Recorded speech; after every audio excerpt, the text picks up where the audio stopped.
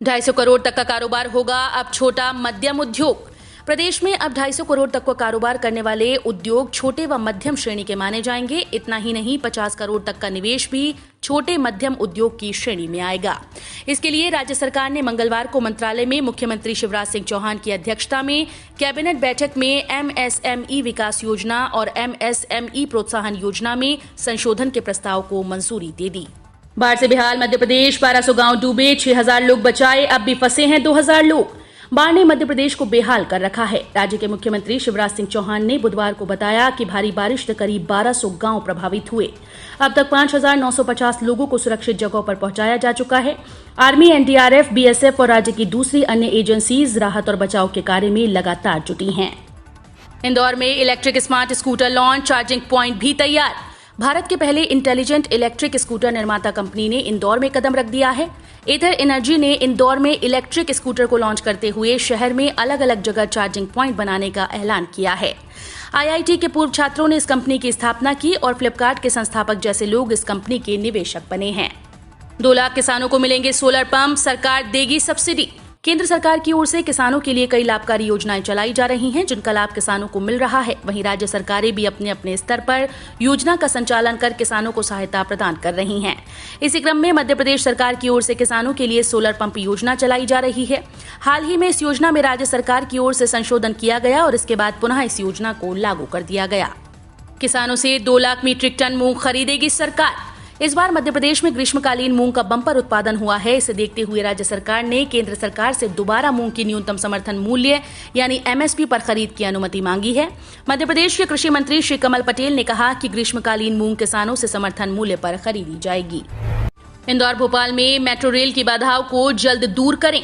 भोपाल और Indore metro rail परियोजना के कामों में आ रही बाधाओं को दूर करें और काम में गति लाएं। ये निर्देश मुख्यमंत्री शिवराज सिंह चौहान ने दिए। वे मंगलवार को मंत्रालय में आत्मनिर्भर मध्य प्रदेश के रोड मैप के तहत गठित अधोसंरचना मंत्री समूह की बैठक को संबोधित कर रहे थे।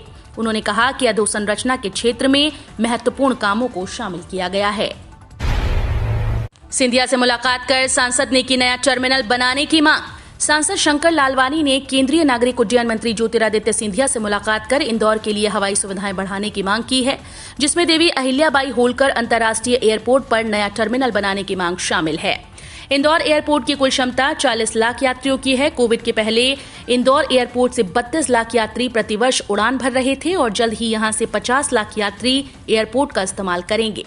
ऐसे में नया टर्मिनल बनाना जरूरी है। बारिश के कारण एमपी से चलने वाली कई ट्रेन रद्द, कुछ का बदला रूट। देश के कई राज्यों में भारी बारिश से हाहाकार मचा हुआ है। लगातार हो रही बारिश से जनजीवन अस्त व्यस्त हो रहा है। कई जगहों पर तो बाढ़ जैसे हालात पैदा हो गए। वहीं दूसरी तरफ भारतीय रेलवे को भी भारी बारिश के कारण कई ट्रेन रद्द करनी पड़ी। पश्चिमी रेलवे ने भी विभिन्न रूट्स पर कई ट्रेन को रद्द कर दिया है। कोरोना के बाद अब डेंगू की दस्तक, स्वास्थ्य विभाग का अलर्ट। कोरोना संक्रमण के बाद एक बार फिर से डेंगू ने दस्तक दी है। पिछले 15 दिनों में अभी तक शहर में 2 लोग डेंगू से पीड़ित निकल चुके हैं। ये दोनों ही मरीज दूसरे शहरों से आए हैं। इसमें पहला मरीज मुरैना से 17 जुलाई को जेएएच में इलाज के दौरान जांच में डेंगू का निकला था। वहीं दूसरा मरीज सागर में नौकरी करने वाला पुलिस कर्मचारी है। कृषि हो या कोविड, सरकार सदन में चर्चा के लिए तैयार। विपक्ष के मन में स्पष्टता नहीं। संसद में बने गतिरोध के लिए विपक्ष ने सरकार पर निशाना साधते हुए उस पर अड़ियल और अभिमानी होने का आरोप लगाया। अब इसको लेकर केंद्रीय कृषि मंत्री नरेंद्र सिंह तोमर ने विपक्ष पर पलटवार किया और कहा कि उनके मन में मुद्दों को लेकर स्पष्टता नहीं है। उन्होंने कहा कि हम सदन में चर्चा के लिए तैयार हैं। मध्य प्रदेश उपचुनाव में भाजपा फिर से शिवराज तो कांग्रेस कमलनाथ के भरोसे। मध्य प्रदेश में एक बार फिर उपचुनाव होने जा रहे हैं तो चेहरे भी फिर से शिवराज सिंह चौहान और कमलनाथ ही होंगे। भाजपा जहां शिवराज सरकार भरोसा बरकरार के भरोसे है, तो कांग्रेस कमलनाथ सरकार के 15 महीने के कार्यकाल के ओबीसी वर्ग को आरक्षण और किसानों की कर्ज माफी पर दांव लगाने को तैयार है।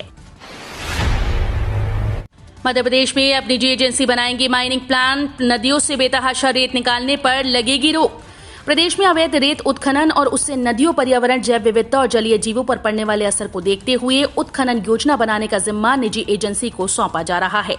ये एजेंसी केंद्र सरकार की देखरेख में काम करेगी और रेत भंडारण वाले प्रदेश के 40 जिलों में वैज्ञानिक और तकनीकी आधार पर सर्वे करेगी।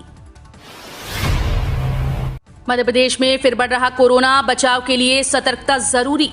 मुख्यमंत्री शिवराज सिंह चौहान ने कहा कि प्रदेश में कुल 71,103 टेस्ट किए गए। इसमें 28 पॉजिटिव आए। प्रदेश में पॉजिटिव आने की संख्या घटकर 6 तक हो गई थी।